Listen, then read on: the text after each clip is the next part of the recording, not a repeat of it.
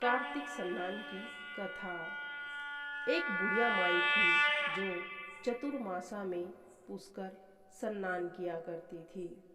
उसके एक बेटा और बहू थे। सास ने बहू को फलाहार बनाने को कहा तो बहू ने खाली टिफिन ही रख दिया।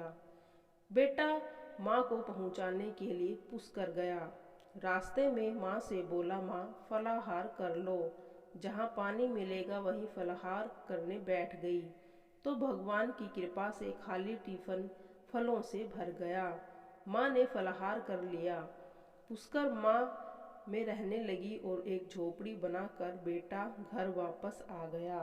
रात्रि में श्रावण मास आया और बुढ़िया बोली, माई दरवाज़ा खोलो। तब बुढ़िया माई ने पूछा, आप कौन है? मैं श्रावण मास हूँ। बुढ़िया ने तुरंत दरवाज़ा खोल दिया। बुढ़िया माई ने शिव पार्वती की अर्चना की, बेलपत्र से अभिषेक किया। जाते समय श्रावण मास ने बुढ़िया माई को आशीर्वाद दिया और झोपड़ी की एक दीवार सोने की हो गई। भाद्रपद मास आया, उसने दरवाज़ा खोलने को कहा। बुढ़िया माई ने दरवाज़ा खोला, सत्तू बनाकर कजरी तीज मनाई। भाद्रपद मास ने बुढ़िया माई को आशीर्वाद दिया और झोपड़ी की दूसरी दीवार भी सोने की हो गई। फिर अश्विनी मास आया, उसने भी दरवाज़ा खोलने को कहा। बुढ़िया माई ने दरवाज़ा खोला, पितरों का तर्पण कर ब्राह्मण भोज कराकर श्राद्ध किया। नवरात्रि में माँ दुर्गा को अखंड ज्योत लगाकर प्रसन्न किया। सत्य की विजय दिवस के रूप में बुराई का अंत खुशी से दशहरा मनाया। अश्विनी मास में जाते समय प्रसन्न होकर तीसरी दीवार भी बहुमूल्य रत्नों से जड़ित कर दी और बुढ़िया माई को सदैव प्रसन्न रहने का आशीर्वाद दिया। इन सभी के बाद कार्तिक मास आया, उसने भी दरवाज़ा खोलने को कहा।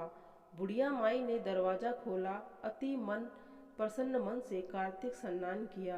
दीप दान कर दिवाली, गोवर्धन पूजा, भैया दूज, गोपाष्टमी, आंवला नवमी मनाई। कार्तिक मास में जाते समय आशीर्वाद दिया और झोपड़ी के स्थान पर महल बन गया। बुढ़िया माई गरीबों की सेवा कर भजन कीर्तन में अपना समय व्यतीत करने लगी। बेटा अपनी माँ को लेने आया तो माँ और झोपड़ी को पहचान न सका तो पड़ोसियों से पूछा। उन्होंने बताया, बेटा माँ के चरणों में गिरकर बोला, माँ चलो। सारे सामान एक साथ ले गया। सासू माँ के ठाठ देखकर बहू के मन में लालच आ गया और उसने अपनी माँ को भी पुष्कर छोड़कर आने को कहा तो उसका पति अपनी सास को भी पुष्कर छोड़ आया। परंतु बहू की माँ भी धर्म कर्म में बिल्कुल रुचि नहीं थी। वह 4 समय भोजन करती और दिन भर सोती। चारों मासों आए और चले गए। जाते समय झोपड़ी गिर गई। बहू की माँ गधी की योनि में चली गई, क्योंकि क्योंकि औरत लक्ष्मी का रूप है और लक्ष्मी की तरह चंचल होना चाहिए। भगवान की पूजा और अतिथि का सामान और दान पुण्य करना चाहिए। बहू ने कहा, जब माँ को ले आओ। जब जवाई सास को लेने गया तो वह नहीं मिली। लोगों के पूछने पर लोगों ने बताया कि तेरी सास धर्म कर्म कुछ नहीं करती थी, खाती थी और सो जाती थी, जिससे गधी की योनि में चली गई। जवाई गधी की योनि में गधी को बांधकर घर ले आया। उसकी पत्नी ने पूछा, मेरी माँ कहाँ है? तब पति ने कहा, तेरे लालच की वजह से तेरी माँ आज गधी की योनि में चले गए हैं। बड़े बड़े विद्वानों, ब्राह्मण, ऋषि मुनियों के पूछने पर उन्होंने बताया कि तेरी सास ने स्नान किए तो पानी से स्नान करने पर मनुष्य की योनि मिलेगी। तब बहू ने ऐसा ही किया। उसकी माँ पुनः मनुष्य की योनि में आ गई। राधा दामोदर भगवान जैसा बुढ़िया माई को दिया वैसे ही सभी को देना। कार्तिक माह की कहानी, खिचड़ी का बेला। किसी गांव में एक बुढ़िया रहती थी। वह कार्तिक का व्रत रखा करती थी। उसके व्रत खोलने के समय कृष्ण भगवान आते और एक कटोरा खिचड़ी का रख कर चले जाते। बुढ़िया के पड़ोस में एक औरत रहती रहती थी। वह हर रोज यह देखकर ईर्ष्या करती कि इसका कोई नहीं है, फिर भी इसे खाने के लिए खिचड़ी कहाँ से मिल जाती है। एक दिन कार्तिक महीने का स्नान करने बुढ़िया गंगा गई। पीछे से कृष्ण भगवान ने खिचड़ी का कटोरा रख गए। पड़ोसन ने जब खिचड़ी का कटोरा रखा देखा तो बुढ़िया नहीं है, तो वह कटोरा उठाकर पिछवाड़े में फेंक दिया। कार्तिक स्नान के बाद बुढ़िया घर आई तो खिचड़ी का कटोरा नहीं मिला और वह भूखी ही रह गई। बार बार एक ही बात कहती कि कहाँ गई मेरी खिचड़ी और कहाँ गया मेरा खिचड़ी का कटोरा। दूसरी ओर पड़ोसन ने जहाँ खिचड़ी गिराई थी वहाँ एक पौधा लगा जिसमें 2 फूल निकले। एक बार राजा उस ओर निकल पड़ा तो उसकी नज़र उन फूलों पर पड़ी और वह उन्हें तोड़कर घर ले आया। घर आने पर उसने वह फूल रानी को दिए, जिसे सूंघने पर रानी गर्भवती हो गई। कुछ समय बाद रानी ने 2 पुत्रों को जन्म दिया। जब वह बड़े हो गए तब वह किसी से भी नहीं बोलते थे, लेकिन जब वह शिकार करने जाते तब रास्ते में वही बुढ़िया मिलती तो अभी भी यही कहती कि कहाँ गई मेरी खिचड़ी और कहाँ गया मेरी खिचड़ी का कटोरा।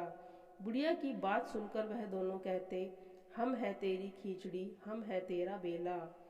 हर बार जब भी शिकार करने जाते तो बुढ़िया यही बात कहती और दोनों वही उत्तर देते।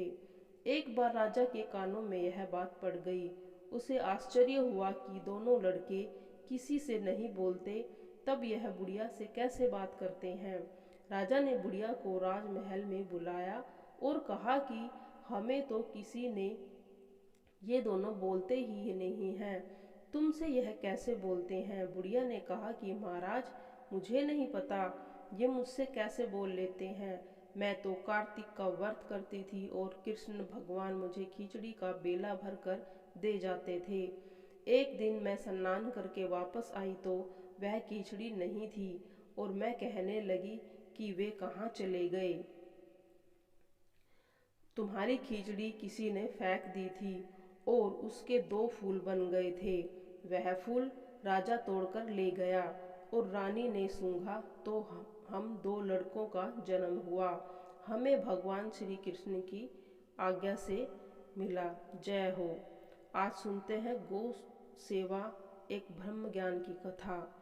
एक सदाचारिणी ब्राह्मणी थी, उसका नाम जबाला था। वह नित्य ही गुरुकुल में उसका एक बेटा था। वह गुरुकुल में निवास करना चाहता हूँ। गुरुजी जब मुझे नाम गोत्र पूछेंगे तो मैं अपना कौन सा गोत्र बतलाऊंगा। इस पर उसने कहा कि पुत्र, मुझे तेरे पिता का गोत्र पूछने का अवसर नहीं प्राप्त हुआ था।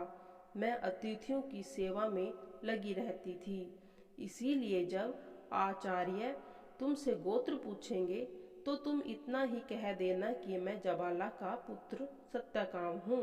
माता की आज्ञा लेकर गौतम ऋषि के यहाँ गया और बोला, श्रीमान, मैं यहाँ ब्रह्मचर्य पूर्वक सेवा करने आया हूँ।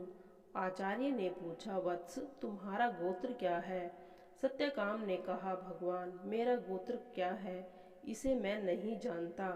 मैं सत्यकाम जबाला हूँ, बस इतना ही इस संबंध में मैं जानता हूँ। इस पर गौतम ऋषि ने कहा, वत्स, ब्राह्मण को छोड़कर दूसरा भी कोई इस सरल भाव से सच्ची बात नहीं कह सकता। जाओ, थोड़ी समिधा ले आओ, मैं तुम्हारा उपनयन संस्कार करूँगा। सत्यकाम का उपनयन संस्कार करके 400 दुर्बल गायों को उसके सामने लाकर गौतम ऋषि ने कहा, तुम इसे वन में चराने ले जाओ। जब तक इनकी संख्या 1000 न हो जाए इन्हें वापस मत लाना। उसने कहा, भगवान, ठीक है, इनकी संख्या 1000 हुई बिना मैं यहाँ नहीं लौटूंगा। सत्यकाम गायों को लेकर वन में गया। वहाँ कुटिया बनाकर रहने लगा। तन मन से गाय की सेवा करने लगा। धीरे धीरे गायों की सेवा 1000 हो गई। तब एक दिन वह सांड ने सत्यकाम के पास आकर कहा, वत्स, हमारी संख्या 1000 हो गई है। अब तुम हमें आचार्य कुल में पहुंचा दो। साथ ही ब्रह्म तत्व के संबंध में तुझे एक चरण का मैं उपदेश देता हूँ। वह ब्रह्म प्रकाश स्वरूप है। इसका दूसरा चरण मुझे अग्निदेव बतलाएंगे। सत्यकाम गायों को हाहाकार करके आगे ले चला। संध्या होने पर गायों को रोक दिया और उन्होंने जल पिलाकर वहीं रात्रि में निवास की व्यवस्था की। उसके बाद लकड़ी लाकर उसने अग्नि जलाई। अग्नि ने कहा, सत्यकाम, मैं तुझे ब्रह्म का द्वितीय पद बतलाता हूँ। वह अनंत लक्षात्मक है। मैं अगला उपदेश तुम्हें हंस कर दूंगा।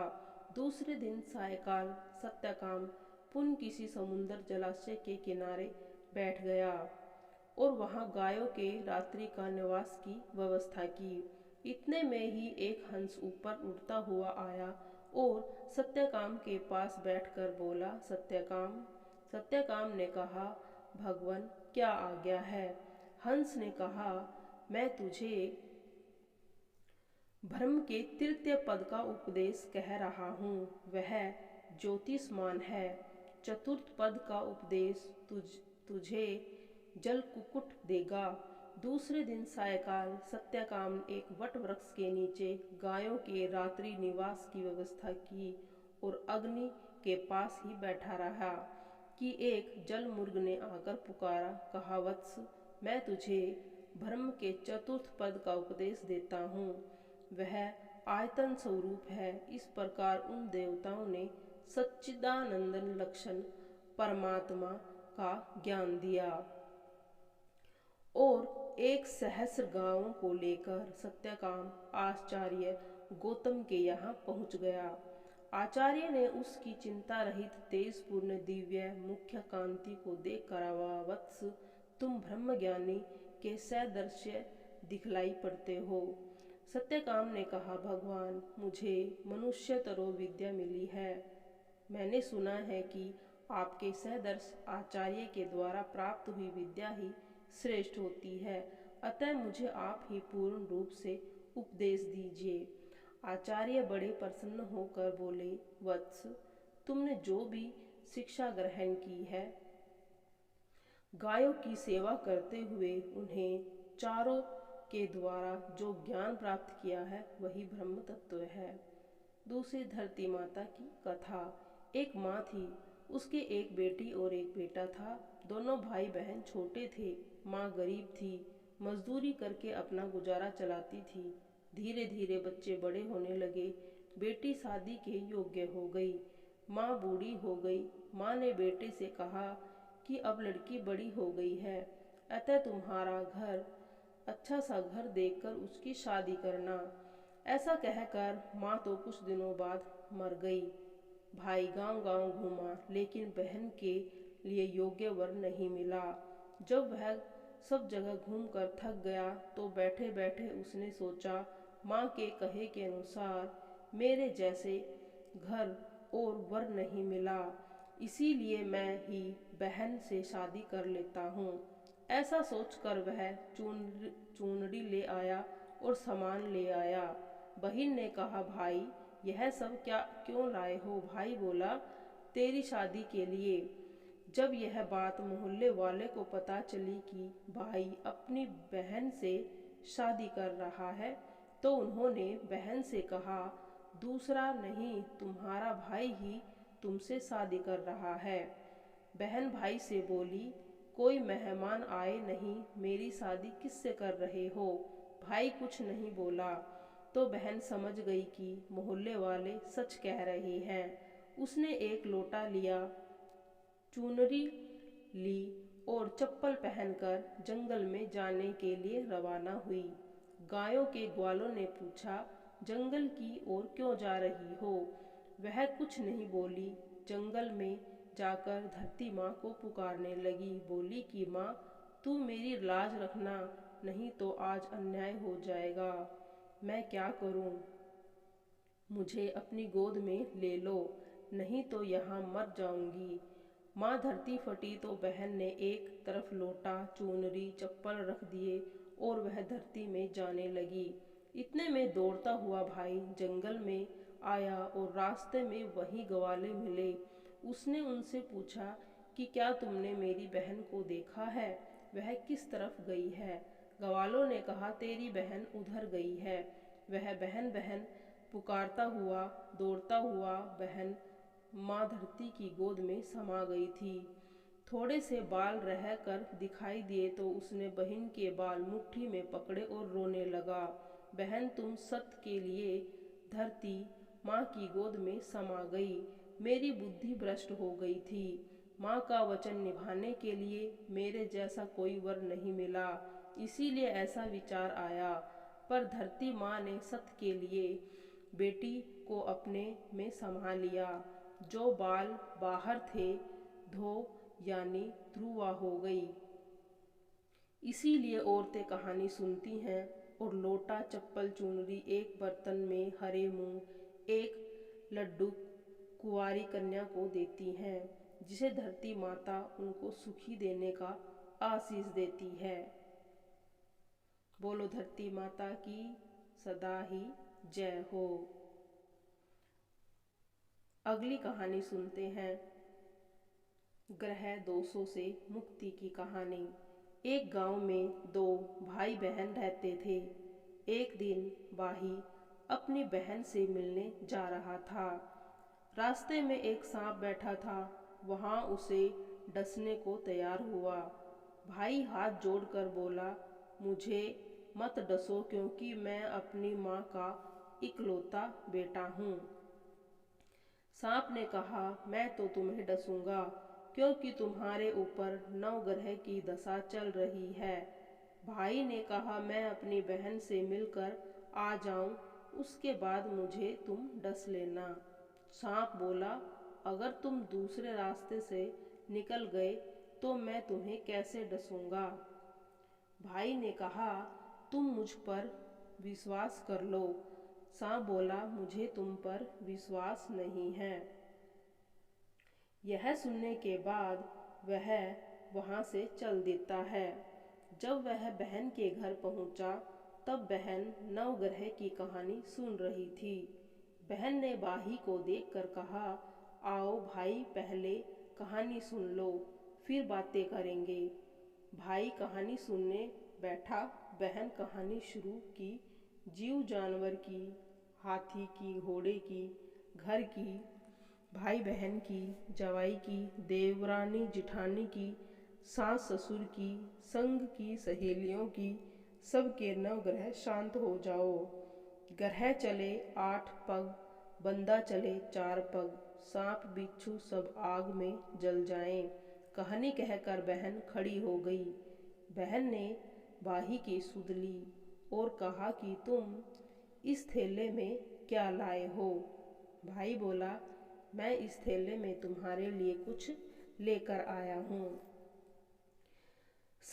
जब वह संतरे थे तो उसमें सांप बन गया और जब उसने उस थैले को खोल कर देखा तो वह सुंदर हार बना पाया। केले संतरे बच्चे को दे दिए और हार खुद पहन लिया। फिर भाई के पास गई। बहन के गले में हार देखकर भाई ने कहा कि बहन, तुम तो इतने गरीब हो, ये हार कहाँ से ले आई। बहन ने कहा, भाई मैं तो गरीब थी, पर ये हार तुम थैले में लेकर आए थे। भाई ने कहा, बहन मैं तो कोई हार लेकर नहीं आया, मैं तो थैले में अपनी मौत का सामान लेकर आया था। थैले में तो सांप था। तुम्हारी नवग्रह की कहानी सुनने से सांप हार बन गया। ये हार अब तुम ही रख लो। भाई बोला, भाग्यवान, मेरे नवग्रह की दशा चल रही है, इसीलिए हम नवग्रह की कहानी सुनेंगे। उसने कहा, मैं कहूँ तुम सुनना और तुम कहो मैं सुनूंगा। चावल की चीनी के दाने का लोटा भर पानी ला। उसकी पत्नी चावल ले और हार कहाँ से आया। बहन ने कहा, हार भाई देकर गया है। कहानी वही जीव जानवर की है, हाथी की, घोड़े की और घर की, धन्य की, देवरानी जेठानी की, जवाई की, भाई तुलसी बहन की, चालीसा। सास ससुर धन्य की, धन्य संग श्री सहेलियों तुलसी की। माता, सब के महिमा नव ग्रह अमम शांत सदा हो गए। श्रुति ग्रह गाता। उठकर हरि के प्राण 8 हूँ पग से चल तुम पड़े प्यारी, और हरि ही केतु सांप बिच्छू भौरे हिंतु सब तप आग भारी। में जल गए। जब प्रसन्न है दर्शन दियो, इस प्रकार से तब कर उन्होंने जोरी पति विनय पत्नी उसकी दोनों न्यो। ने इस हे कहानी को भगवंत सुना, कंत मम जिसकी वजह से होहु, उनके दीन भी जानी ग्रह जनी शांत हो गए थे। छाड़ाहु इस कथा छोहु। को पढ़ने से सुनी लक्ष्मी ग्रह दोष तुलसी की समाप्त बानी, हो जाते हैं दिन्हो और श्राप प्रभु कंद पर आनी। उस अयोग्य वर मांगन हारी, होहु विपट विटप तुम जड़ तनुधारी। सुनी तुलसी ही श्रेप्यो ते ही ठामा, करहु वास तुहु नीचन धामा। दियो वचन हारी तब तत्काला, सुनहि सुमुखी जनी होहु बिहाला। समय पाई वहु रऊ पाती तोरा, पुहज्यु आस वचन सत मोरा। तब गोकुल मह गोप सुदामा, तासु भई तुलसी तू बामा। कृष्ण रास लीला के माही, राधे सकियो प्रेम लखी नाही। दियो श्राप तुलसी है तत्काला, नर लोक ही तुम जन्महु बाला। यो गोप वह दानव राजा, शंखचूड़ नामक सिर ताजा। तुलसी भई तासु नारी, परम सती गुण रूप अंगारी। अस्तव कल्प बीत जऊ गयुहु, कल्प तृतीय जन्म तऊ भयुहु। वृंदा नाम भयो तुलसी को, असुर जलंधर नाम पति को। करी अति द्वंद अतुल बलधामा, किन्हा शंकर से संग्रामा। जब निज सैन्य सहित शिवहारे, मरही तब न हर हरि पुकारे। पतिव्रता वृंदा थी नारी, कोहू न सके पति ही संहारी। तब जलंधर की भेष बनाई, वृंदा डिग हरि पहुँचय जाई। शिव हित लही करी कपट प्रसंगा, कियो स्तित्व धर्म तो ही भंगा। भयो जलंधर कर्ण संहारा, सुनी उर शोक अपारा। तीही क्षण दियो कपट हरि टारी, लखी वृंदा दुख निरा उपचारी। जलंधर जिस हत्या अभिता, सोई रावण तस हरि ही सीता। अस प्रस्तर सह सहृदय तुम्हारा, धर्म खंडी मम पति ही संहारा। यही कारण लही श्राप हमारा, होऊ तनु पाषाण तुम्हारा। सुनी हरि तुरही वचन उचारे, दियो श्राप बिना विचारे। लखियो न निज करतूत पति को, छलन चाहो तब पार्वती को। जड़मती तू ही अस्क हो जड़ रूपा, जग मलह तुलसी विटप अनूपा। धग्न रूप हम शलिग्रामा, नदी गंडक की बीच ललामा। जो तुलसी दल हम ही चढ़ इहे, सब सुख भोगी परम पद है। बिन्हु तुलसी हरि जलत ससीरा, अतिशय उठत शीस उर पीरा। जो तुलसी दल हरि शीस धारत, सोह शस्त्र घट अमृत ढारत। तुलसी हरि मन रजनी हारी, रोग दोष दुख भंजन हारी। प्रेम सहित हरि भंजन निरंतर, तुलसी राधा में नाही अंतर। व्यंजन हो छपुनाहु प्रकारा, बिन तुलसी दल न हरि ही प्यारा। सकल तीर्थ तुलसी तरु छाही, लहत मुक्ति जन संशय नाही। कवि सुंदर इक हरि गुण गावत, तुलसी ही निकट सहस गुणा पावत।